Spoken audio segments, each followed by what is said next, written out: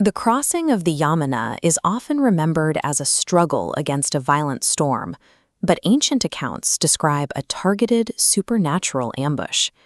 Inside the fortress of Mathura, the iron gates of Kansa's prison had miraculously opened. Vasudeva emerged into the darkness, holding his newborn son inside a simple wicker basket. He was a mortal man, exhausted and carrying the weight of a prophecy, walking directly into a midnight tempest that seemed intent on erasing them both.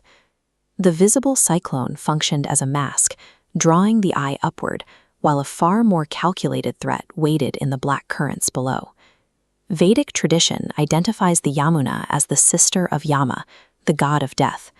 This lineage grants the river a fierce, authoritative identity over the transition between life and the afterlife.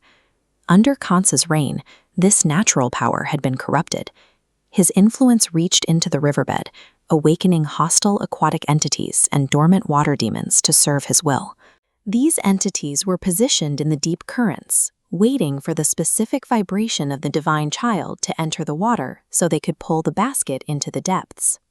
Vasudeva was caught in a lethal vice, pressed by the weight of the storm from above and the supernatural assassins rising from below. As he waded deeper, the water rose past his waist to his chest. Waves splashed over the basket's rim, threatening to sweep the infant away. Suddenly, the riverbed erupted. A massive, coiled entity rose from the silt to intercept the encroaching darkness. Sheshnag, the thousand-headed serpent, appeared from the depths. He towered over Vasudeva, spreading his hoods to create a living, waterproof canopy over the child.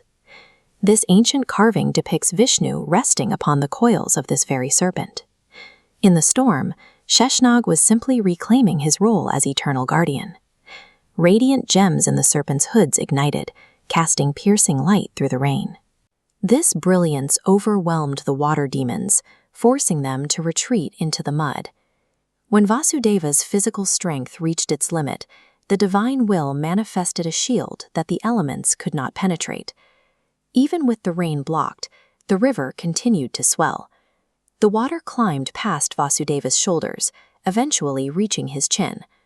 Despite the height of the surge, the Yamuna had no intention of drowning the travelers.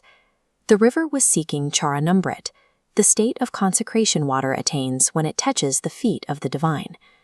As shown, the turbulent wave was driven upward by a single objective, reaching the glowing point of light in the basket. This spiritual pull replaces natural laws.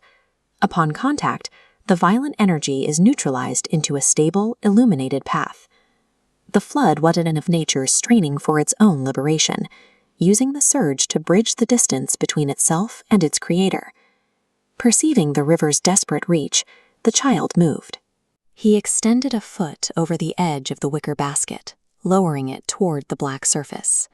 The instant his toe touched the water, the environment underwent a total transformation. A shockwave of golden light radiated from the point of contact, purging the last remnants of Kansa's influence from the river. The Yamuna immediately became shallow and still. The waters parted with a quiet reverence, leaving a clear, safe path to the opposite bank.